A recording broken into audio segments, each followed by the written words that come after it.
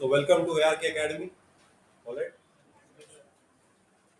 So today I'm going to discuss what all topics I'm going to teach under the course of Indian Penal Code. At the same time, I'll be teaching you the evolution of criminal law in India. ये base है. Ancient time में क्या था, short में जाएंगे कि oral हमें उसके ऊपर ज़्यादा फोकस नहीं करना है, वैसे भी एग्जामिनेशन में इतना इंपॉर्टेंट नहीं है. But we need to know कि आईपीसी के पहले जो मुस्लिम लॉ था, मुस्लिम लॉ के पहले जो मनु लॉ था, उसके बारे में थोड़ा सा आइडिया पता होना चाहिए और क्यों आईपीसी को हमें इम्प्लीमेंट करना पड़ा, why British had to pass IPC. ठीक है, ये डिटेल में पढ़ेंगे. उसके अलावा मैं आपको टॉपिक्स सारे अलग अलग चैप्टर्स बताऊंगा कि जो हम कौन से प्रोविजन सभी करने वाले हैं बेसिकली. उसके अलावा हम उसके बाद एवोल्यूशन ऑफ आईपीसी या evolution of criminal law in India detail में पढ़ेंगे.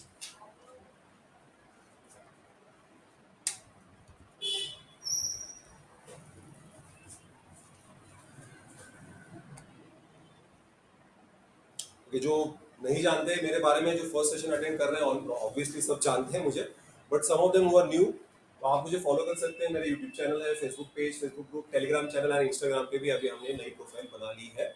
ऑलराइट, तो आप वहाँ पे फॉलो कर सकते हैं.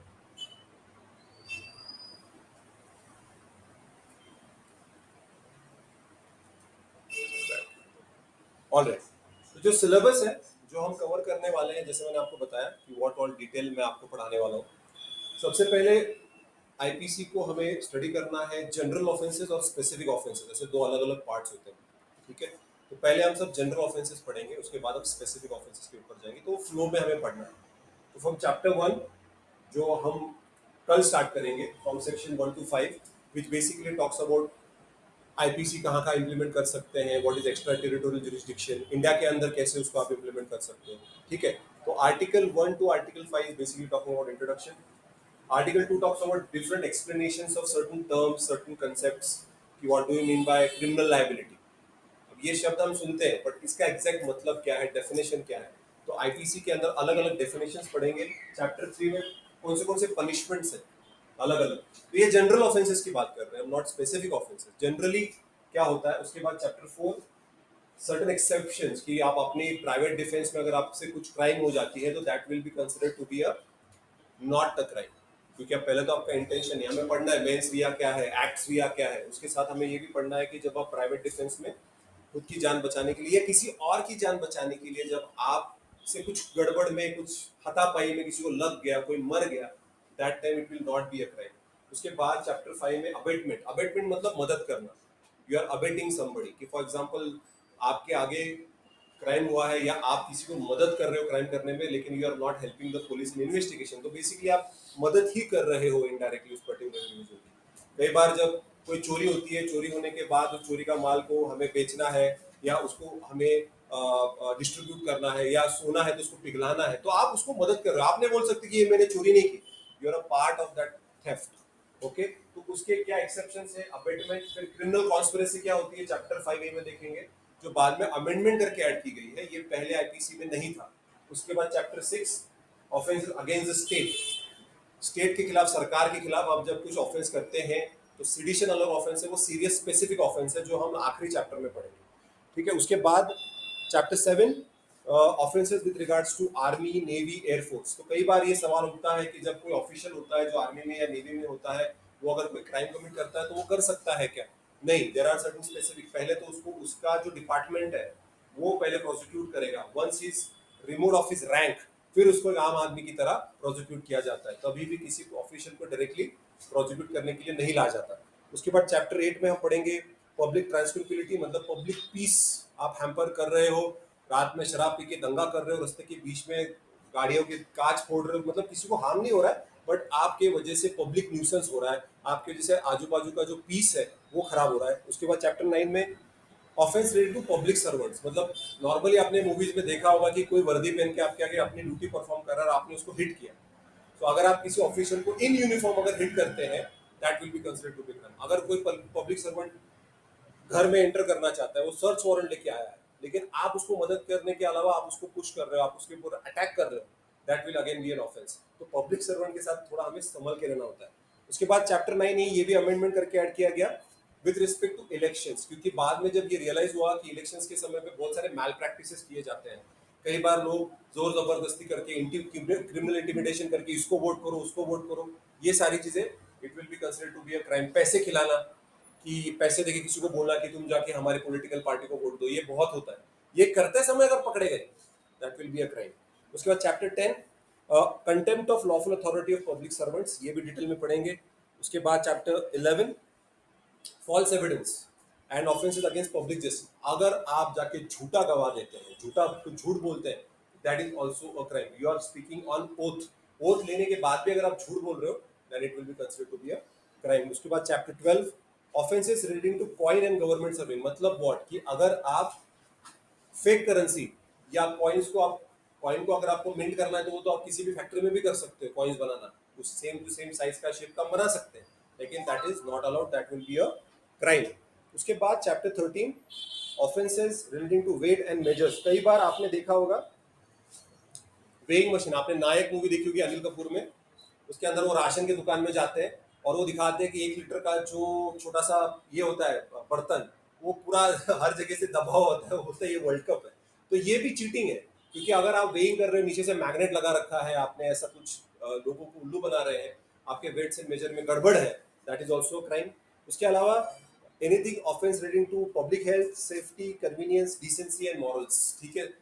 This is more with respect to obscenity, section 292 section 293 की, अगर आप कोई पोर्नोग्राफिक कंटेंट है उसको आप बेच रहे हो, उसकी सीडीज को स्प्रेड कर रहे हो, इवन आपके मोबाइल में अगर आपका मोबाइल कल जब्त हो जाता है और उसके अंदर अगर ऐसा कंटेंट मिलता है तो आपके खिलाफ ये ऑफेंसेस लगाए जा सकते हैं, आपका मोबाइल जब्त किया जा सकता है, आपसे फाइन ली जा सकती है। So be careful in that aspect. Okay, उसके बाद chapter 15 offences related to religion, आप लोगों को रिलीजन के बेसिस पे भड़का रहे हो, आप ऑफेंसिव मैसेजेस दे रहे हो, आप रिलीजन और रिलीजन बेसिस, ये कई बार इलेक्शन के समय पे होता है। इलेक्शन के समय में वो रिलीजन का नाम का इस्तेमाल करके लोगों को भड़काते हैं, कई बार राइट्स भी हो सकते हैं, कई बार लोग वोटिंग उस हिसाब से करते हैं कि ये अगर आदमी बंदा, अगर ये बंदा एमपी बन गया, एमएलए बन गया, तो ये हमारे रिलीजन के लिए काम करेगा, ऐसा होता नहीं है। वंस यू गेट इलेक्टेड उसके बाद आप सभी सभी सोसाइटी को समझ के आपको लॉज बनाने पड़ते हैं। उसके अलावा chapter 60 section 299 to 377, this is with respect to murder, human bodily harm करना, कल्पेबल होमिसाइड, हम देखेंगे कल्पेबल होमिसाइड और मर्डर में डिफरेंस क्या है। तो ये सारे जो ऑफेंसेस है चैप्टर 16 में, बहुत बड़ा चैप्टर है, इसको सबसे ज्यादा टाइम लगेगा। Wrongful confinement, criminal force, assault, kidnapping, abduction, ये स्पेसिफिक ऑफेंसेस है और ये सबसे ज्यादा एग्जामिनेशन में पूछे जाते हैं, और ये सबसे ज्यादा क्योंकि ये समाज में सबसे ज्यादा यही होता है, kidnapping, abduction, criminal conspiracy, criminal intimidation, criminal force, उन दोनों में फर्क क्या है, मर्डर क्या है, कल्पेबल होमिसाइड क्या है, इनमें का फर्क क्या है, हम हमें थोड़ा बहुत आइडिया होता है, लेकिन डिटेल में विद केस लॉ हमें ये सब कुछ पढ़ना है अंडर चैप्टर 16। फिर 17 में रिसीविंग स्टोलन प्रॉपर्टी, चोरी का माल, चीटिंग, फ्रॉडुलेंट डीड्स, मिसचिफ, ये सारी चीजें आती है फ्रॉड में। बेसिकली सेक्शन 420 की अगर हम बात करें टू बी मोर स्पेसिफिक, ये सब इसके अंदर आएंगे, उनके क्या क्या पनिशमेंट्स है। एंड सबसे इंपॉर्टेंट आईपीसी में what constitutes fraud, what constitutes misrepresentation, what constitutes mistake, इसका प्रॉपर कंडीशन दिया हुआ है आईपीसी में। अगर कभी भी कोई भी इंसान जब जाता है मैजिस्ट्रेट के पास और वो बोलता है कि मेरे साथ गलत हुआ, तो सबसे पहले मैजिस्ट्रेट जब वो उस केस की कॉग्निजेंस लेता है, कॉग्निजेंस लेते समय मतलब is applying his judicial mind on those facts, तो वो देखते हैं कि कोई चार्ज फ्रेम हो रहा है कि नहीं हो रहा है। अगर चार्ज फ्रेम नहीं हो रहा है मतलब व्हाट, कि वो जो कंडीशंस आईपीसी में दिए गए हैं कि ये कंडीशंस अगर सेटिस्फाई होंगे तभी ये चार्ज फ्रेम होगा, अगर ये नहीं हो रहा है तो उसके ऊपर चार्ज नहीं किया जा सकता, उसके ऊपर कंप्लेंट लॉन्च नहीं की जा सकती, कंप्लेंट को डिसमिस कर दिया जाएगा। उनको वो बताया जाएगा कि सर कोई ऑफेंस यहाँ पे पूरी तरीके से बन नहीं रहा है, कोई चार्ज हम फ्रेम नहीं कर पा रहे हैं। तो इसीलिए मैंने कहा कई बार डायरेक्टली जब कंप्लेंट लॉन्च होती है तो सीआरपीसी के अंदर का प्रोसेस इमीडिएटली स्टार्ट नहीं होता, सबसे पहले मैजिस्ट्रेट को कॉग्निजेंस लेना पड़ता है, that means he has to apply his mind कि ये जो मुझे बोल रहा है ये एक क्राइम है, ये जो भी कंडीशंस दिए हैं आईपीसी में वो सारे सेटिस्फाई हो रहे हैं, तभी जाके मैं वो पर्टिकुलर चार्ज अप्लाई कर सकता हूँ। कई बार कंफ्यूजन भी होता है, अगर किसी को लग गई है जोर से, तो वेदर दैट ग्रीवियस हर्ट जो हम पढ़ेंगे सेक्शन 324 सेक्शन 326, कि अगर किसी को आप ग्रीवियस हर्ट करते हो, कि ग्रीवियस हर्ट है क्या सिंपल हर्ट है, अब ग्रीवियस हर्ट है तो ग्रीवियस हर्ट में अगर it is done on purpose और is it done on provocation, दोनों के अलग अलग कंडीशंस हैं। दोनों के अलग अलग पनिशमेंट्स हैं। आप किसी को प्रोवोक कर रहे हो, अगर उसने फिर हिट किया तो उसका पनिशमेंट कम है, बट आपको बिना वजह पर्पसफुली वो पर्टिकुलर पर्सन अगर अटैक करके मार रहा है, प्लान करके आपको आपको आपका हाथ काटना चाहता है या आपका पैर फ्रैक्चर करना चाहता है, आपकी आंख फोड़ना चाहता है, that will be considered to be a grievous hurt and with intention, कि मारना ही है तुमको। तो पहले कई बार एसिड अटैक्स जो इंक्लूड किया करते थे वो इसी के अंदर किया करते थे, पर उसके लिए थोड़ा सा अलग सा प्रोविजन बना दिया गया है, वो हम डिटेल में आगे जाके पढ़ेंगे। उसके अलावा chapter 18 offence relating to documents and property, marks offences, उसके बाद करेंसी नोट्स, बैंक नोट्स, यहाँ पे कई बार fake documentation, fake document forgery जो करते हैं, फोर्जरी जो करते हैं जहाँ पे आप 10th का सर्टिफिकेट, 12th का सर्टिफिकेट, इंजीनियरिंग का सर्टिफिकेट फेक बनाते हो, बर्थ सर्टिफिकेट फेक बनाते हो। कई बार ये स्पोर्ट्स में होता है, एज दिखाने के लिए कि मेरा एज कम है। कई बार यूपीएससी एमपीएससी या उस एग्जामिनेशन के लिए फेक कास्ट सर्टिफिकेट सबमिट किया जाता है कि भाई मैं I belong to a caste where there is reservation. तो यहाँ पे अगर फोर्जरी का केस आपके खिलाफ फाइल हो गया तो भाई गवर्नमेंट सर्विस तो गई आपसे हाथ से, वो तो आप पॉसिबल नहीं, आपका क्रिमिनल रिकॉर्ड हो जाएगा। तो ये फोर्जरी के केसेस भी बहुत खतरनाक होते हैं, इसकी भी काफी अच्छी पनिशमेंट हो जाती है, तो वो हम सब पढ़ेंगे चैप्टर 18 में। चैप्टर 19 में क्रिमिनल ब्रीच ऑफ कॉन्ट्रैक्ट, मतलब कॉन्ट्रैक्चुअली आपको कुछ ऑब्लिगेशंस है जो आपने पूरे करने चाहिए। फॉर एग्जांपल सिंपल सी बात है कि अगर आपके पास कोई आता है आपके साथ कॉन्ट्रैक्ट साइन करता है कि भाई मुझे so and so number of products चाहिए, आपने पैसे भी दे दिए लेकिन वो पैसे लेके भाग गया, उसने आपका प्रोडक्ट दिया ही नहीं। So this is breach of trust, criminal breach of trust.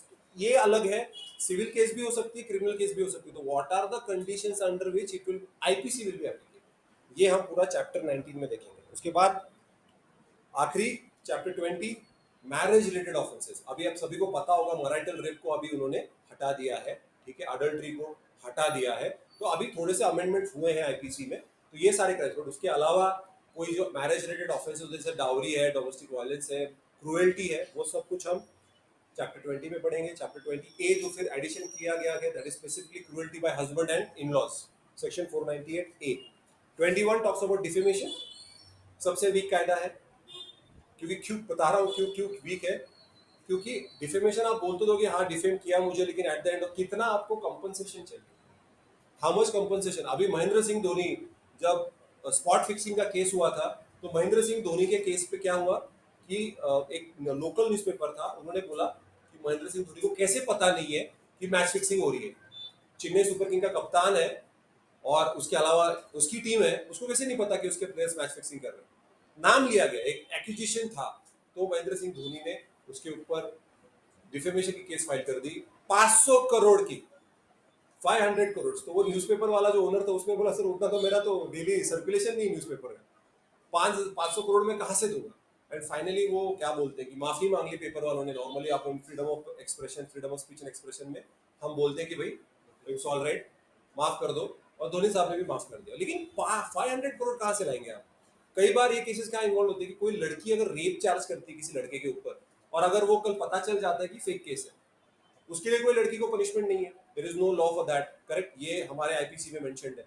लेकिन वो लड़का उस लड़की पे उल्टा डिफेमेशन की केस फाइल कर सकता है कि इस लड़की की वजह से मेरी बदनामी हुई है, तो उस केस में डिफेमेशन केस लॉ जैसे बहुत सारे अलग अलग है, उसमें भी टाइप्स है, लाइबल और स्लैंडर।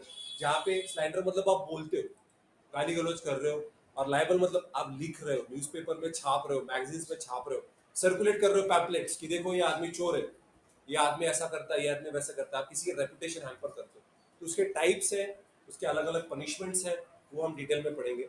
उसके अलावा chapter 22 talks about criminal intimidation, insult and annoyance, ठीक है, वो एक आता है। और चैप्टर लास्ट जो चैप्टर है commit of attempts to commit offences, कि आप अटेम्प्ट करते हो लेकिन होता नहीं है। पहले अटेम्प्ट टू सुसाइड, ये एक सुसाइड भी एक पहले क्राइम थी, अटेम्प्ट टू सुसाइड को भी पनिशमेंट थी, हटा दिया गया है क्योंकि भाई वो बंदा ऑलरेडी साइकोलॉजिकली डाउन है, आप उसको और पनिशमेंट कर रहे हो।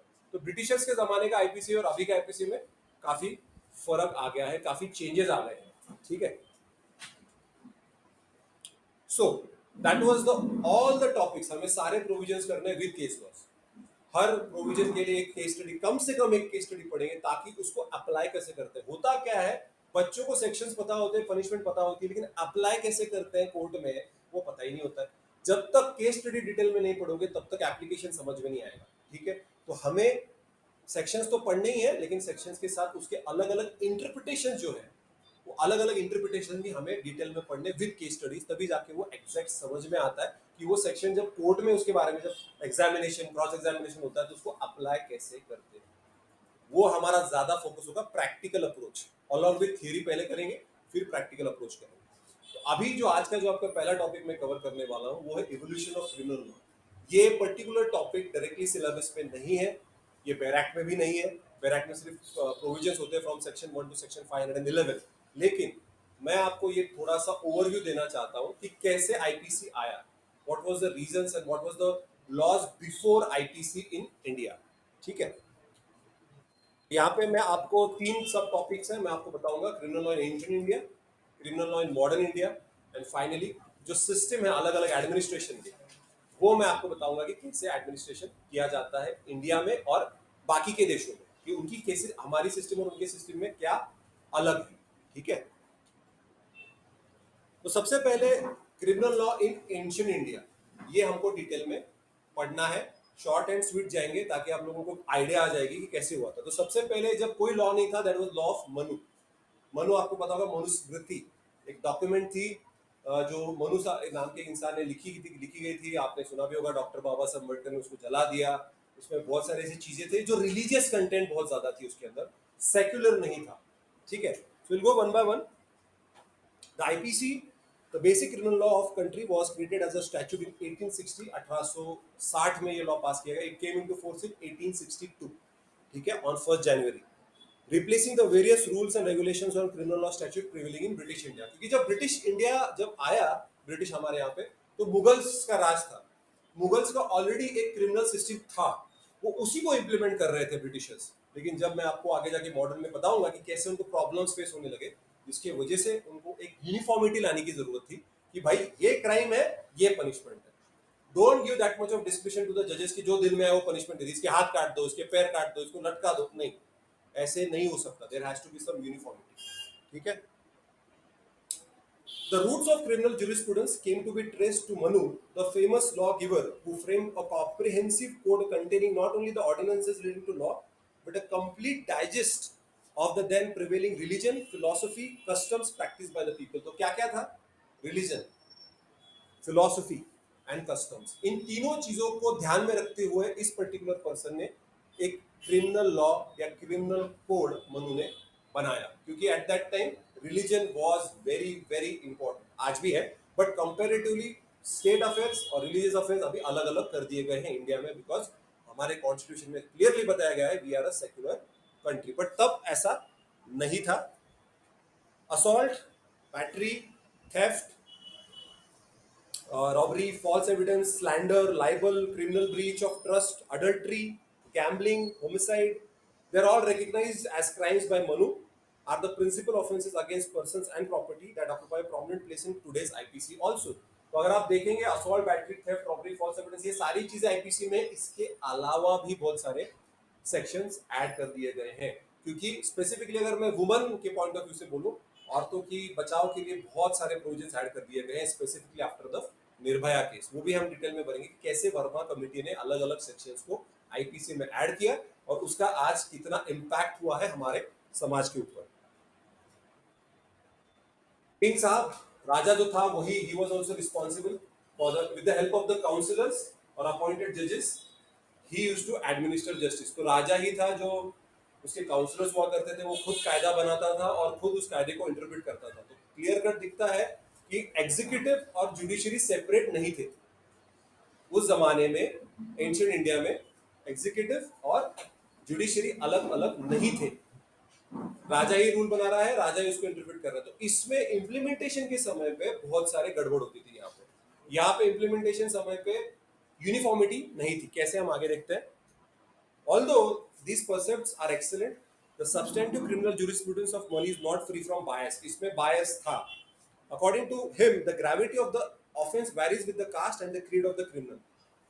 क्रिमिनल की कास्ट क्या है, उसकी क्रीड क्या है, रिलीजन क्या है, ये चीजें डिसाइड पहले देखा करते थे कि जो भी ऑफेंडर उनके आगे खड़ा है वो देखते थे कि भाई लड़का है या लड़की है, एज क्या है, इसका फैमिली बैकग्राउंड क्या है, इसका कास्ट क्या है, इसका ये सारे एस्क्रिप्टिव एट्रीब्यूट्स उस पर्सन को देख के डिसाइड किया जाता था कि पनिशमेंट क्या देनी है। तो नॉर्मली अगर वो हायर कास्ट को बिलोंग करता था तो कम पनिशमेंट हुआ करती थी, लोअर कास्ट को बिलोंग करता था तो उसको ज्यादा पनिशमेंट दिया जाती, तो यूनिफॉर्मिटी नहीं थी। The protection given to Brahmins was paramount and they were placed above all. तो ब्राह्मण्स को स्पेशल प्रिविलेज था। मनु साहब खुद एक ब्राह्मण थे, सो नेचुरली उन्होंने ब्राह्मण्स को ज़्यादा प्रिविलेज दिया, उन्होंने ज़्यादा उनको फोकस किया कि जब अगर कोई ब्राह्मण चोरी करता है तो उसकी पनिशमेंट, और अगर कोई शूद्र या अनटचेबल अगर कोई ऑफेंस कमिट करता है उसकी पनिशमेंट में बहुत ज़्यादा अंतर था। और कई बार जो जजमेंट देने वाले जजेस हुआ करते थे वो खुद हायर कास्ट को बिलोंग करते थे, तो ये जो बायस था ये हमारे समाज में काफ़ी स्ट्रांग था एंशिएंट ज़माने में। During this period private and public wrongs were not clearly distinguished, कि भाई प्राइवेट रॉन्ग क्या है और पब्लिक रॉन्ग क्या है। पब्लिक रॉन्ग मतलब क्या कि आपकी वजह से लोगों को तकलीफ हो रही है, सारे समाज को प्रॉब्लम हो रहा है, कि आप एक दारू का अड्डा चला रहे हो विदाउट लाइसेंस, देसी दारू बेच रहे हो विदाउट लाइसेंस, तो उस वो पब्लिक रॉन्ग है। बट प्राइवेट मतलब kidnapping, murder, that's a private offence. तो ये क्लियर कट डिमार्केशन नहीं किया गया था तब। Murders and other homicides were regarded as private wrongs. जी बिल्कुल, मर्डर और कल्पेबल होमिसाइड्स को प्राइवेट रॉन्ग्स माना जाता था। The right to claim compensation was the rule of the day. A distinction was however drawn between casual offenders and hardened criminals, जो आज भी है। आज भी अगर आप देखोगे, अगर हैबिचुअल ऑफेंडर है या उसी चीज के लिए फिर से उसको कन्विक्ट किया जा रहा है, डबल डबल कन्विक्शन ज्यादा पनिशमेंट होती है। अगर नॉर्मली अगर कोई पनिशमेंट 1 साल की है और उसी ऑफेंस वो 1 साल के बाद आप फिर से उसी क्राइम के लिए पकड़े जाते हो और प्रूव होता है कि आपने फिर से वही क्राइम कमिट किया, तो इस बार उसी क्राइम के लिए 3 साल सजा होती है। तो ये पता होना चाहिए कि अगर आप हैबिचुअल ऑफेंडर है, अगर आपका क्राइम ही आपका सोर्स ऑफ लाइवलीहुड है, बोलो सुपारी लेते हैं लोग, मर्डर मतलब वो खूनी होते हैं, वो किलर ही होते हैं, बहुत सिस्टमेटिकली किल करके चले जाते हैं, उनका वो सोर्स ऑफ इनकम है। Money laundering, cyber crime, insider trading, इनको यही आता है, चीटिंग, फ्रॉड, वही चीज बार बार, पॉकेट मारने वाला, पॉकेट मारने वाले को पकड़ लिया, नॉर्मली वो पकड़े नहीं जाते। अगर आपका मोबाइल चोरी हो गया आपको पता भी नहीं चलता, अरे मोबाइल कहाँ गया, अरे वॉलेट कहाँ गया, पर कभी ना कभी वो पकड़ा जाएगा। उसकी सजा होती है 6 महीना। 6 महीने के लिए उसको पकड़ के छोड़ देंगे, फिर से वापस आके पॉकेट ही मारेगा। कई बार पुलिस वालों को पता भी होता है कि इनमें से ही किसी ने तो भी मोबाइल चोरी किया है, लेकिन सेटिंग्स होती है हर एक की अपनी अपनी, तो इसीलिए कोई करता है, कोई छूट जाता है, किसी को पकड़ा जाता है, कोई नया आए तो भाई हमारा कट किधर है। तो ये चीजें प्रैक्टिकली ऐसी चलती है क्रिमिनल में। Further, he made provisions for exemptions from criminal liability where the act was done without any criminal intention. Mens rea और acts rea के बारे में आपने सुना होगा। Mens rea मतलब आप सिर्फ सोच रहे हो कि मैं इसका खून कर दूं।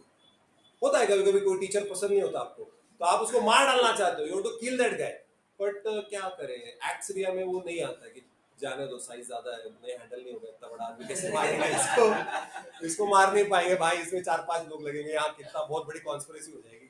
तो कई बार आप एनालाइज नहीं कर पाते हैं, कई बार आप सोचते हैं, है ना, कि आप गंदी सोच होती है कई बार। तो गंदी सोच कोई पाप है, बट उसका कोई क्राइम नहीं है, मतलब आपको सजा नहीं होगी गंदी सोच की, लेकिन कर दिया वैसा कुछ ऑफेंस तो फिर बहुत खराब, जिंदगी बर्बाद। तो इसलिए सोचो बट करो नहीं। ओके, सो मेंस रिया एक्स रिया, तो उस जमाने से भी मनु ने भी वही कहा, इंटेंशन अगर है सिर्फ क्राइम करने का, लेकिन आप करते नहीं हो। कई बार ऐसा भड़काऊ बोलते हैं ना, मैं मार डालूंगा तुझे, मैं तुझे ये कर दूंगा, वो कर दूंगा, काट दूंगा, फाड़ दूंगा, लेकिन वो करता कुछ है नहीं। पर अगर उसको आगे जाके कुछ हो गया तो आप पे आ सकता है कि इसने ऐसा बोला था, तो इन्वेस्टिगेशन तो होगी आपकी। तो इसीलिए शांति में क्रांति करने का, कुछ बोलने का नहीं, सुमड़ी में मार डालने का और सुमड़ी में आ जाने का। ठीक है, मैं बता रहा हूँ आगे कैसे करते हैं सब अलग अलग। ठीक है, अगर मिस्टेक से कर देता है, बाय एक्सीडेंटली, कोई अगर एक्सीडेंट में भी कोई बहुत लोग मारे जाते हैं, तो that is not murder. Okay, तो ये बहुत सारे अलग अलग किस्से हैं, हम पढ़ेंगे डिटेल में।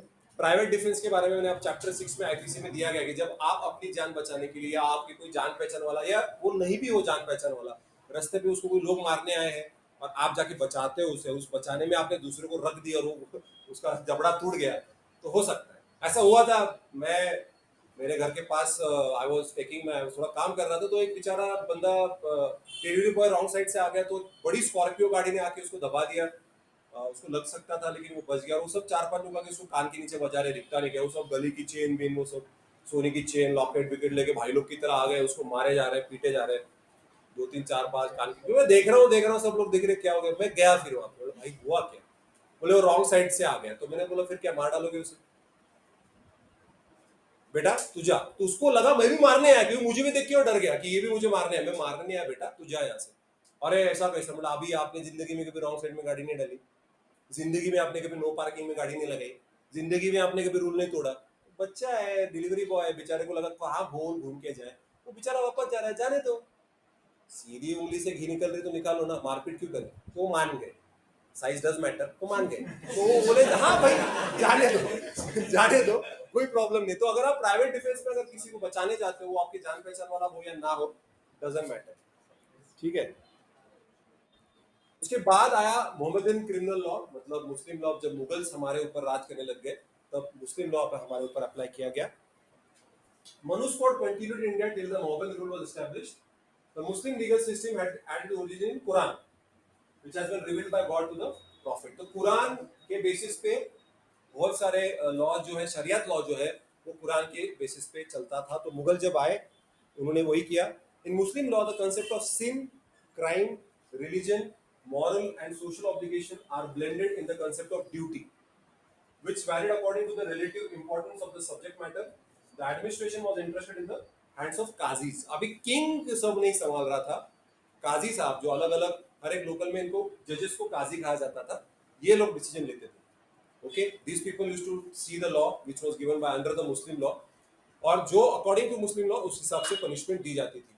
अगर आप कुरान के अंदर जो आपकी ड्यूटीज हैं वो अगर आप फॉलो नहीं करते हैं तो आपको पनिश किया जाता था, ठीक है, मुस्लिम लॉ के अंदर। द पनिशमेंट वैरिड, पनिशमेंट अलग अलग हुआ करती थी according to the nature of the crime. Broadly speaking the punishment was fourfold, namely किसास और रिटेलिएशन, दिया और ब्लड मनी, हदूद और फिक्स्ड पनिशमेंट, एंड ताजीर और सियासत डिस्क्रिशनरी और एग्जेम्पलरी पनिशमेंट। तो depending upon the crime, in as per the Quran, as per the Muslim law, punishments का वेरिएशन हुआ करता था, ठीक है। बंदे का क्या क्राइम है, कुरान में क्या लिखा है, उस हिसाब से उसकी पनिशमेंट तय होती थी।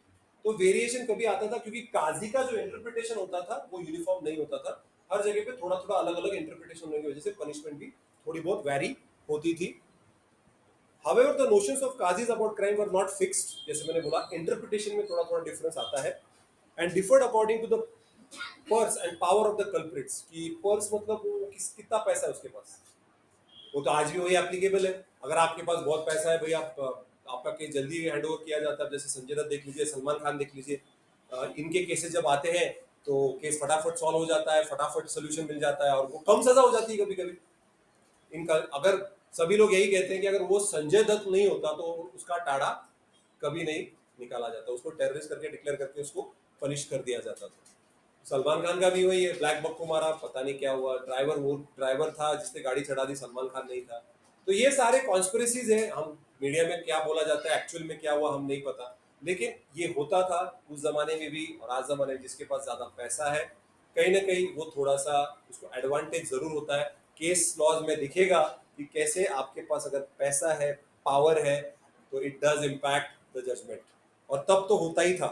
As a result there was no uniformity in the administration of criminal justice during the Muslim rule in India. It was a chaotic state कि हर काजी जो हुआ करते थे इंटरप्रिटेशन अलग करते थे। जो ऑफेंडर है उसके पास पैसा कितना है, पावर कितनी है, उसके बेसिस पे जजमेंट्स पास किया जाता था। तो जो अमीर होते थे वो छूट जाते थे पैसा देके, कंपनसेशन पे करके। अदरवाइज अगर गरीब है तो उसको पनिशमेंट होती थी क्योंकि उसके पास उतना पैसा या पावर नहीं था। अभी आते हैं मॉडर्न इंडिया, मतलब ब्रिटिशर्स साहब लोगों ने क्या किया देखते हैं। The Muslim system of administration of criminal justice was in practice when the British took over the reign of the country. In the beginning, they engrafted the Muslim system of administration, but were faced with much difficulty. तो मैंने आपको बोला जब Britishers India में आए, they were traders. East India company करके आए थे, ब्रिटिशर की आर्मी नहीं आई थी, ईस्ट इंडिया कंपनी आई थी ट्रेड करने के लिए। बाद में ब्रिटिश गवर्नमेंट ने, ब्रिटिश पार्लियामेंट ने परमिशन दी हर ट्रेडिंग कंपनी को अपनी नेवी रखने के लिए, अपनी आर्मी रखने के लिए, ताकि वो अपना प्रॉफिट, अपना पैसा, अपना इंफ्रास्ट्रक्चर प्रोटेक्ट कर सके। इसलिए ईस्ट इंडिया कंपनी ने अपनी आर्मी बना ली, and then they became a force to reckon with in India. तो जब वो पहली बार इंडिया में आए तो जो मुस्लिम लॉ था, क्रिमिनल लॉ, उसी को वो इन्फोर्स कर रहे थे। लेकिन जैसे मैंने आपको कहा, यूनिफॉर्मिटी नहीं थी, हर एक का हर जगह पे रीजन टू रीजन पनिशमेंट अलग हुआ करते थे। ब्रिटिशर्स को इसकी आदत नहीं थी, Britishers wanted uniform laws. Britishers wanted uniformity in the application of rules and regulations. उनको ये वेरिएशन बिल्कुल पसंद नहीं था ब्रिटिशर्स को. हाँ हाँ वो इतने इम्पोर्टेंट नहीं है उसका क्या.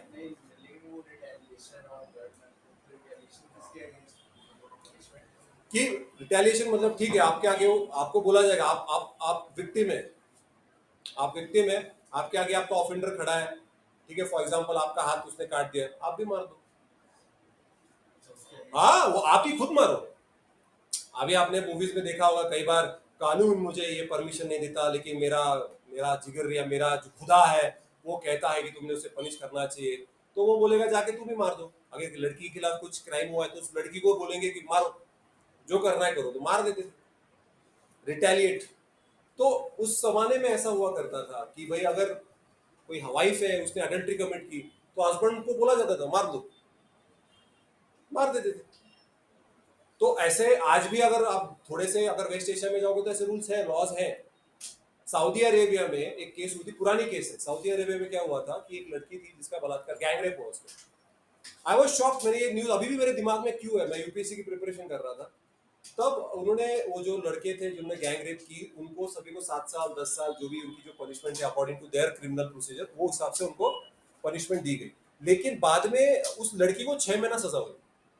आई वॉज लाइक लड़की को क्यों 6 महीना सजा हो गई. बिकॉज उसके ऊपर ये बोला गया कि जो कंडीशंस थी सिचुएशन की वो जा रही थी शी टुक अ लिफ्ट. तुमने लिफ्ट क्यों ली. तुमने अपना चेहरा उसे क्यों दिखाया. तुमने अपना पर्दा ऊपर क्यों उठाया. पर्दा सिस्टम है ना वो क्यों उठाया.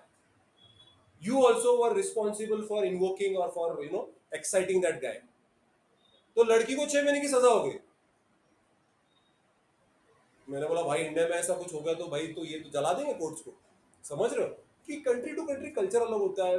नॉर्म्स अलग होते हैं. आप अफगानिस्तान जाइए थोड़ा अलग है. पाकिस्तान में अलग है. इंडिया में अलग है. नेपाल में अलग है. जिस देश का जो कल्चर है जिस देश का जो लॉ है उस हिसाब से वो लॉ अप्लाई करते हैं. ठीक है.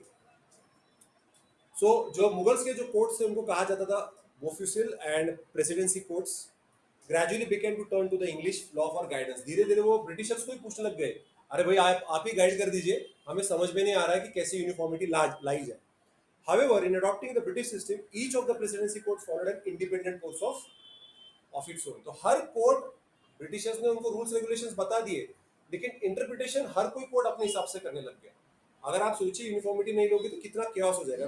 बहुत केओटिक और कॉन्फ्लिक्टिंग सिचुएशन आ गई थी. मैं एग्जांपल देता हूँ. बंगाल प्रेसिडेंसी में बंगाल में अगर आप फोर्जरी करते हैं सीरियस फोर्जरी जैसे imitation of document signature etcetera they were punishable with imprisonment for a term double the term fixed for perjury. perjury मतलब lying under oath. अगर आप ओथ लेके झूठ बोलते हो इमेजिन करिए अगर उसकी 6 महीने सजा है फोर्जरी की सजा डबल होगी 1 साल. ये होता था बंगाल में. अभी अगर आप बॉम्बे प्रेसिडेंसी देखोगे तो उल्टा है.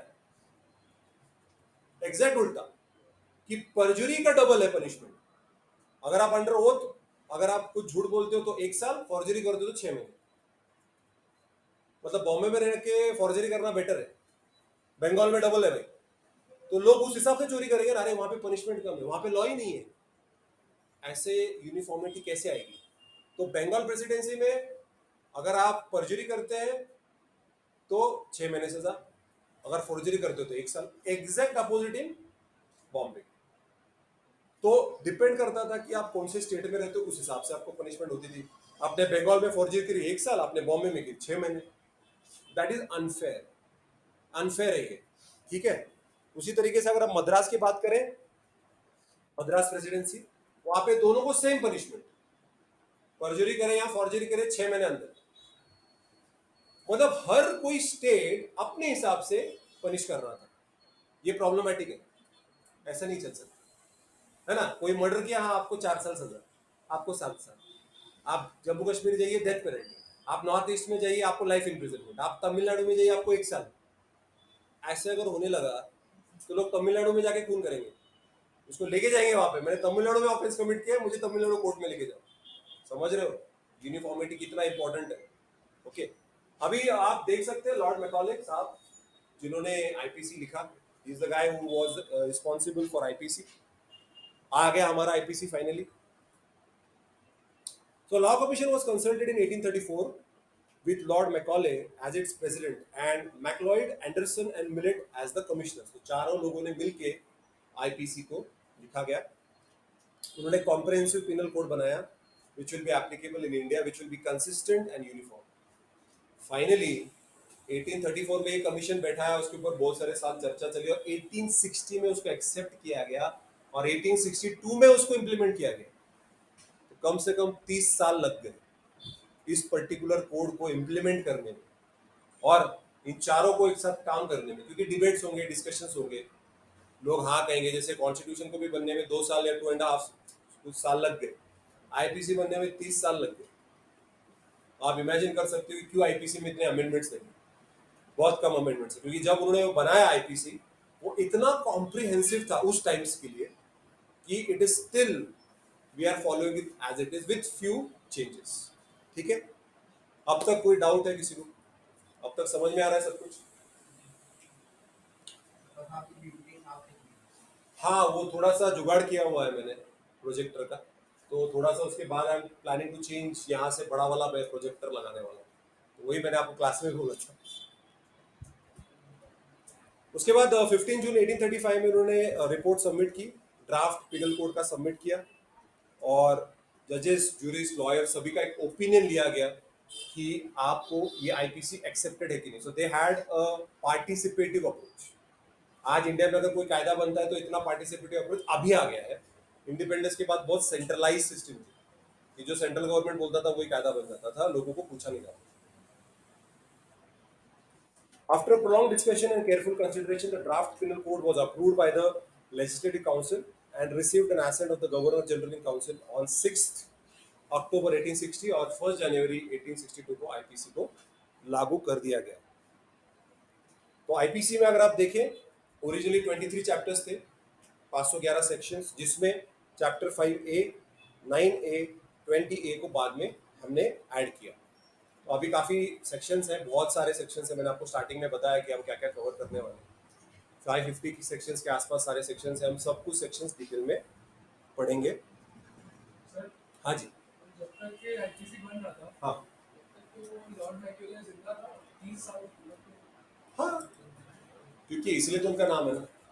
ऐसी मतलब नहीं, because see at that time British administration, वहाँ पे India was still not a very big colony for India. वो धीरे धीरे अपना कब्जा कर रहे थे. अभी तक बैटल ऑफ बक्सर नहीं हुआ था, बैटल ऑफ प्लासी नहीं हुई थी, और धीरे धीरे अपनी आर्मी बढ़ा रहे थे. और फिर 1857 के बाद सब पैनिक होने के बाद अगर आप देखो कि इमीडिएटली आईपीसी पास कर दिया. 1857 में रिवॉल्ट हुआ और 1860 में अप्रूव हो गया. तो ये अपना चल रहा है, चलने दो, बिकॉज उनका फोकस इंडिया पे इतना था नहीं. उनका पूरा फोकस था इकोनॉमिक एस्पेक्ट्स पे, पैसा कितना लूटा जाए इंडिया से. क्रिमिनल एडमिनिस्ट्रेशन वाज सेकेंडरी, कि उनका अगर पर्सनल इंटरेस्ट, ब्रिटिशर्स का इकोनॉमिक इंटरेस्ट अगर हैम्पर हो रहा है तभी जाके वो लॉज चेंज करते थे. पेनल्टीज, पेंशंस, कंपनसेशंस, फाइन्स, कि अगर आईपीसी के अंदर अगर कोई क्राइम कमिट करते तो कंपनसेशन लेते थे. मैंने आपको बोला था पहले भी, जिसके पास ज्यादा पैसा था उससे आप पैसा निकलवाते थे.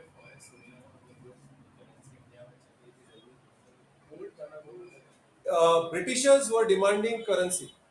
ब्रिटिशर्स जब आए इंडिया में, they were the first traders to demanding currency. तो उनकी खुद की करेंसी थी, उसी में उनको देना था. तो वो क्या करते थे, वो जो कॉइन्स हुआ करते थे वो कन्वर्ट करते थे. अभी वो जो भी उस हिसाब से जो ट्रेड हुआ करता था उस हिसाब से, जो दीवानी राइट्स बोलते हैं उसको, बैटल ऑफ बक्सर के बाद बंगाल, मद्रास और बॉम्बे, इन दोनों के जो दीवानी राइट्स, मतलब सारा उस पर्टिकुलर एरिया का ट्रेड ब्रिटिश संभाली. तो वो क्या करते थे, that is the reason why बर्बादी स्टार्ट हो गई.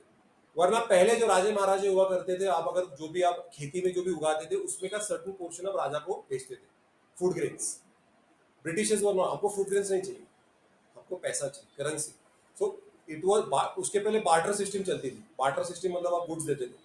बट जब ये आए ब्रिटिशर्स, दे स्टार्टेड डिमांडिंग पैसा, हमें करेंसी चाहिए, पैसा चाहिए.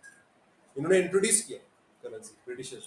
दैट्स वाई धीरे धीरे मुगल्स भी खत्म हो गए, उनका जो पावर था, कंट्रोल था, वैसे भी वो खत्म. जब ब्रिटिशर्स आए थे तब थोड़ा बहुत था, लेकिन धीरे धीरे धीरे औरंगजेब के बाद सब खत्म हो गया.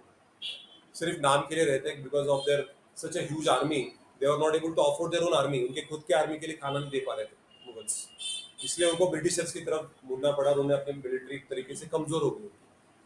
तो ब्रिटिशर्स ने ही करेंसी इंट्रोड्यूस की, और करेंसी के वजह से ही land became a commercial entity. वरना कोई जमीन कभी बेचता नहीं था। जमीन को माँ समझते थे, हम आज भी समझते हैं कि ये जमीन माँ है, इसकी वजह से मेरा घर चलता है। लेकिन अभी वो कमर्शियल कमोडिटी की तरह ट्रीट करते हैं उसको। That is the biggest difference between the British way of functioning and उसके प्रीवियस मुगल्स, राजपूत, मराठास, जाट्स, इन सभी के बार्टर सिस्टम फॉलो करते थे, ब्रिटिशर्स ने करेंसी। ठीक है। So IPC embodies the general penal law of the country, sole authority of general conditions of liability, definition of specific offences। तो सारे डिटेल में अगर हम देखें जनरल ऑफेंसेस, ये सारे हम पहले पढ़े, चैप्टर 1, 2, 3, 4, 5, 5A एंड चैप्टर 20। ये सारे जनरल प्रिंसिपल्स हैं आईपीसी में, ये हमें पहले पढ़ने ज्यादा इंपॉर्टेंट है। और स्पेसिफिक ऑफेंसेस जो है वो चैप्टर 6 से हैं, चैप्टर 6, 7, 9, 9A, ये सारे अप टू 22, ये सारे मैंने आपको इंट्रोडक्शन में बताया था, ये सारे स्पेसिफिक ऑफेंसेस हैं जो हम बाद में विद केस स्टडीज और उसको कैसे अप्लाई करते हैं वो हम बाद में स्टडी करेंगे। So that was about the evolution of the criminal law in India. अभी आप मुझे बताइए what are the different systems of administration, कौन से सिस्टम्स हैं, कौन से हैं, पढ़ाया होगा ना। तो systems of administration of criminal justice, photo देखे कुछ समझ में आ रहा है? एडवर्सरियल सिस्टम ऑफ जस्टिस सुना है? क्या होता है उसमें? पनिशमेंट देते हैं। अच्छा, तो सुना है इसके बारे में? एडवर्सरी सुना भी नहीं है? ओके। एडवर्सरियल सिस्टम जो है वो इंडिया में फॉलो की जाती है, जहां पे जो पब्लिक प्रोसिक्यूटर है उसके हाथ में पूरा ट्रायल कौन चलाता है? पब्लिक प्रोसिक्यूटर, ये पता है? पूरी ट्रायल पब्लिक प्रोसिक्यूटर चलाता है। ओके। और जो उसका डिफेंस लॉयर होता है वो उसको हेल्प करता है, मतलब अपने जो ऑफेंडर है उसको डिफेंड करता है। जज न्यूट्रल होता है, जज is nowhere involve in the investigation of the case. जज एक न्यूट्रल पर्सन है, न्यूट्रल एम्पायर है, वो किसी भी अक्यूज्ड को या विक्टिम को, दोनों को सपोर्ट या प्रेजुडिस या बायस नहीं करता है, और किसी भी तरीके से इन्वेस्टिगेशन में इन्वॉल्व नहीं होता है। सारी इन्वेस्टिगेशन पुलिस करती है, उस इन्वेस्टिगेशन का क्रॉस एग्जामिनेशन पब्लिक प्रोसिक्यूटर करता है। जज साहब जो भी उनके पास एविडेंस आता है सिर्फ वो जजमेंट पास करते हैं। ये सिस्टम जो है वो इंडिया में फॉलो की जाती है, तो इसको डिटेल में पढ़ते हैं। The adversarial system of common law inherited from British colonial rulers for dispensation of criminal justice followed in India। India में की जो सिस्टम है वो है एडवर्सरियल और एडवर्सरियल सिस्टम। इंडिया में इसका सबसे मेन मोटिव क्या है? जो जज साहब है वो न्यूट्रल होते हैं, उनका कोई भी इन्वॉल्वमेंट होता नहीं है, वो इनएक्टिव होते हैं। वो एक्टिव कब बनते हैं? Just at the time of giving judgement. ठीक है। The adversarial system relies on the skill of the lawyers representing their clients' positions before a neutral judge trying to ascertain the truth of the case। यहाँ पे जो lawyer है, advocates हैं, public prosecutor हैं, उनकी काबिलियत पे डिपेंड करता है कि वो केस को प्रोटेक्ट करे या उसको डिफेंड करे या अटैक करे। ओके, तो ये बात याद रखिए कि एडवर्सरियल सिस्टम में जो एडवोकेट है, जो लॉयर है, उसका रोल सबसे ज्यादा इंपॉर्टेंट है। जज न्यूट्रल होता है, जज सिर्फ सुनने का काम करता है, और अगर उसको कुछ पूछना है तो जज साहब पूछ सकते हैं। ठीक है। The judge, as a neutral observer, tries to find out and ascertain whether the prosecution has been able to prove its case। तो वो देखते हैं, is the prosecution able to give proper evidence, witness, statements, confessions। अगर नहीं, अगर थोड़ा भी अगर डाउट है तो वो the person will be considered to be innocent, उसको इनोसेंट माना जाएगा, क्योंकि थोड़ा सा भी अगर डाउट होगा तो उसे हम छोड़ देते हैं उस पर्सन। ठीक है। तो you have to prove the doubt, you have to prove it beyond reasonable doubt, and the benefits of the doubt if any is given to the accused. अगर थोड़ा भी डाउट है कि इस पर्सन ने क्राइम कमिट नहीं की है, उसे छोड़ दिया जाएगा। इसीलिए इंडिया में कन्विक्शन रेट बहुत लो है। इंडिया का कन्विक्शन रेट बहुत कम है। हाँ जी, हाँ जी।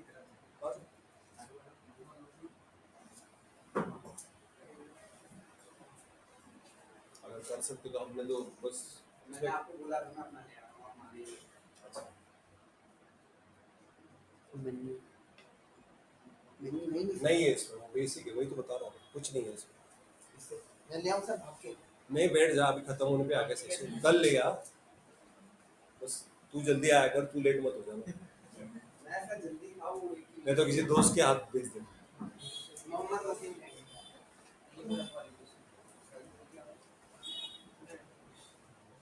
लास्ट वाला पॉइंट आपके मैंने लास्ट आपको बताया कि अगर थोड़ा सा भी डाउट होगा तो आपकी उसको छोड़ दिया जाए, ठीक है।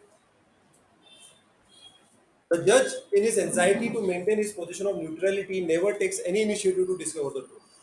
जज साहब पूरी तरीके से इनएक्टिव होते हैं, वो खुद होके एक्टिवली केस में इन्वॉल्व नहीं होते, ठीक है। Since the adversarial system doesn't impose a positive duty on the judge to discover the truth, he plays a passive role. Active role नहीं है। अभी जो सेकेंड सिस्टम है वो है इक्विसिटोरियल सिस्टम, जहां पे जज साहब बहुत एक्टिव है, सारी इन्वेस्टिगेशन जज करते हैं। एडवर्सरियल सिस्टम में जज पैसिव होता है, इन्वेस्टिटोरियल सिस्टम में जज साहब एक्टिव होते हैं, पूरी तरीके से केस में इन्वॉल्व होते हैं, इन्वेस्टिगेशन में भी इन्वॉल्व होते हैं, ठीक है। It operates in the continental countries of Europe. Responsibility of trial जज is to discover the truth. यहाँ पे एक ड्यूटी है जज साहब की, you have to find the truth, जो कि हमारे नॉर्मल एडवर्सरियल सिस्टम में जज साहब का कोई भी रोल नहीं होता। द जज is assisted by judicial police officer. तो जुडिशियल पुलिस ऑफिसर उनको हेल्प करता है, असिस्ट करता है इन्वेस्टिगेशन में। वो submits the investigation to the concern prosecutor, वो after making a thorough scrutiny of the case can move to the जज to take over the responsibility of supervising the investigation of such case. Initially police investigation करके देगी, उसके बाद वो investigation में जो भी फैक्ट्स आए हैं, एविडेंस आया है, डॉक्यूमेंट्स आया है, वो सही है गलत है, सब जज साहब खुद अपने आप में वो रिस्पॉन्सिबिलिटी लेते हैं। तो यहाँ पे जज का रोल बहुत ज्यादा एक्टिव होता है। Since the investigation is undertaken under the guidance of the judge, the entire investigation process takes minimum time. बहुत कम टाइम लगता है क्योंकि जज साहब बहुत खुद पर्सनली इन्वॉल्व होते हैं। ये तो बहुत सारा टाइम लॉयर को जज साहब को समझाने में ही चला जाता है। कई बार ऐसा देखिए, जज साहब को सारे सेक्शंस पता नहीं होते, जज doesn't know all the provisions. कई बार आपको समझाना पड़ता है, जैसे फूड अडल्ट्रेशन एक्ट है, मनी लॉन्ड्रिंग एक्ट है, इंफॉर्मेशन टेक्नोलॉजी एक्ट है, साइबर लॉ। जज साहब को सारे प्रोविजंस पता नहीं होते, लॉयर को समझाना पड़ता है, एडवोकेट को समझाना पड़ता है कि सर इस प्रोविजन का ये सही इंटरप्रिटेशन है। अगर वो बोलते हैं मैं नहीं मानता, तो केस स्टडी दिखानी पड़ती है कि सर देखिए इस केस में ऐसा ऐसा इंटरप्रिटेशन हुआ है, ये मैं नहीं, ये बॉम्बे हाई कोर्ट या दिल्ली हाई कोर्ट से बोला है, ये आपको सिद्ध करना पड़ता है। पर यहाँ पे जज ये खुद स्टडी कर रहा है। यूरोप में, कॉन्टिनेंटल कंट्रीज में जज को ये खुद करना पड़ता है, लॉयर या एडवोकेट कुछ नहीं करता, ठीक है।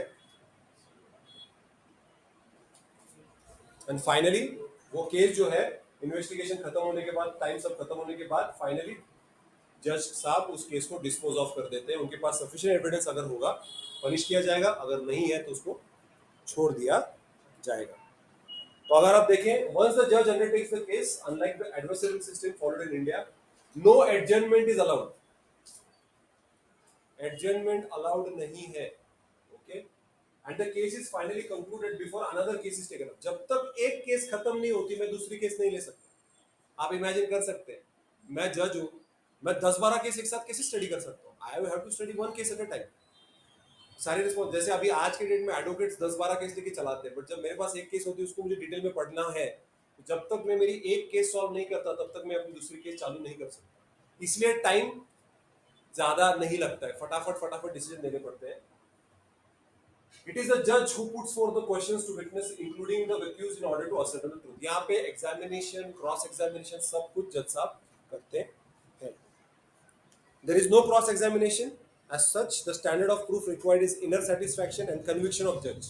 जज को अगर लगता है, देखिए आज के हमारे सिस्टम में अगर आप देखेंगे, पता होता है कि ये पर्सन बेगुनाह है, या पता होता है कि ये पर्सन ने ही क्राइम कमिट किया, लेकिन जस्ट बिकॉज मेरे पास कोई कॉन्क्रीट एविडेंस नहीं, मैं उसको पनिश नहीं कर सकता। आपने अगर प्यार का पंचनामा पार्ट 2 देखा होगा, वहां पे जो एक कपल है, एक बंदी होती है, वो रात में आके रहती है, दूसरे दिन उसके पिताजी आ जाते हैं, वो कहते हैं कि मेरी लड़की को किडनैप किया। वो पुलिस स्टेशन में उसको लेके जाते हैं। पुलिस वालों को पता है ये झूठ बोल रही है, पुलिस वालों को पता है कि बाप बस इसको बदनाम करना चाहता है, लड़कों को पता है, पुलिस वालों को पता है, सभी को पता है कि लड़की खुद होके लड़के के पास जाके रात में रह के आई है, किडनैपिंग नहीं हुई है। लेकिन फिर भी पुलिस का क्या काम है? एफआईआर लॉन्च करना। पुलिस कुछ नहीं कर सकती, कोर्ट ही सिद्ध करेगा। तो उसमें कई बार लोगों की जिंदगियां बर्बाद हो जाती है। लेकिन अगर यहाँ पे जज को लगता है सफिशिएंट रीजनिंग है, मेरे पास इनर कन्विक्शन है कि यही क्रिमिनल है, तो मैं उसको पनिशमेंट दे दूंगा। ओके, तो यहाँ पे you don't have to prove beyond reasonable doubt, जो हमारे सिस्टम में करना पड़ता है। और हमने ये सिस्टम कहाँ से ली? ब्रिटिशर्स से। On the other hand, the adversarial system, where the investigation is the exclusive domain of the police. Investigation सिर्फ और सिर्फ हमारे देश में पुलिस करती है। इंक्वायरी कौन करता है? फर्क है इन्वेस्टिगेशन और इंक्वायरी में? क्या सेम है? इंक्वायरी जज करते हैं,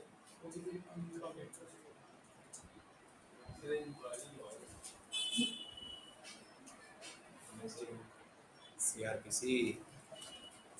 investigation is done by police, inquiry is done by magistrate. कब करते हैं? जब कभी भी आप कंप्लेंट लॉन्च करते हैं। अच्छा, कंप्लेंट किसके पास लॉन्च करते हैं आप?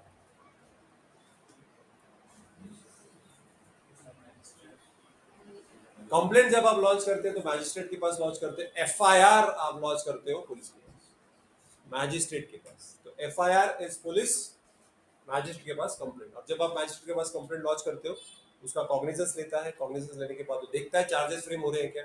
चार्जेस अगर फ्रेम हो गए, then he will pursue the next process, that summon करना, लोगों को बुलाना, नोटिस देना। तो ये छोटे छोटे डिफरेंसेस सीआरपीसी में डिटेल में पढ़ेंगे, अभी छोड़ो। तो यहाँ पे एडवर्सरी सिस्टम में इन्वेस्टिगेशन पुलिस करता है। बहुत टाइम लग जाता है इन्वेस्टिगेशन कंप्लीट करने में। कई बार जो ड्रॉप आउट हो जाते हैं, केसेस स्लो हो जाता है, बहुत सारे लूपहोल्स होते हैं। पुलिस को अगर पैसा खिला दोगे तो फिर प्रॉब्लम होगी। उसके बाद कभी बहुत सारे विटनेसेस हॉस्टाइल हो जाते हैं, एंड फाइनली अक्यूज को एक्विट कर दिया जाता है। हमारे सिस्टम में बहुत सारे लूपहोल्स हैं। इसका मतलब ये नहीं कि ये जो इंक्विस्टोरियल जो सिस्टम है वो अच्छी है। कभी कभी भी ऐसा होता है कि भाई गलती से भी किसी पर्सन को आप पनिश कर दोगे, क्योंकि आपको टाइम कम लग रहा है, तो फटाफट आप जजमेंट पास कर दो। इसमें कहीं क्या पता कोई इनोसेंट को पनिश कर दे, क्या पता जज थोड़ा बायस्ड हो जाए। तो दोनों सिस्टम अपनी जगह पे सही है, और दोनों सिस्टम की अपनी अपनी प्रॉब्लम्स हैं। ठीक है,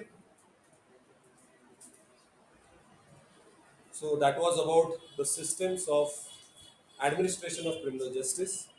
कल हम सेक्शन 1 टू सेक्शन 5 करेंगे, where will be studying IPC का कहाँ का एप्लीकेबिलिटी है, एक्स्ट्रा टेरिटोरियल जुरिसडिक्शन पढ़ेंगे, और उसके केस लॉस वो हम कल करेंगे। आज के लिए evolution of criminal law and the system of administration of criminal justice is done. कल से सेक्शन नंबर स्टार्ट करेंगे, दैट इज वेरी इंपॉर्टेंट। वो एग्जामिनेशन पे या नॉर्मल लाइफ में उसमें सबसे ज्यादा उसका इस्तेमाल होता है। This was the brief introduction of IPC. Okay, thank you.